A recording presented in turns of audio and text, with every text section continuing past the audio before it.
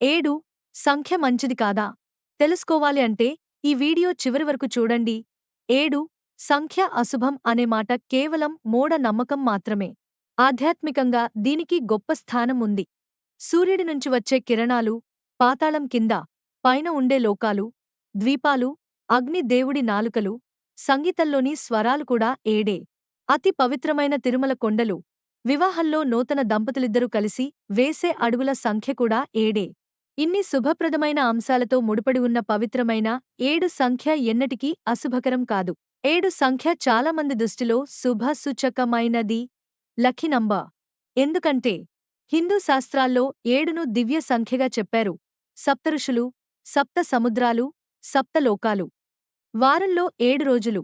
రామాయణం, మహాభారతంలో కూడా 7కు ప్రత్యేక ప్రాధాన్యం ఉంది. జ్యోతిషశాస్త్రంలో 7ను కేతు గ్రహంకు సంబంధించిన సంఖ్యగా పరిగణిస్తారు.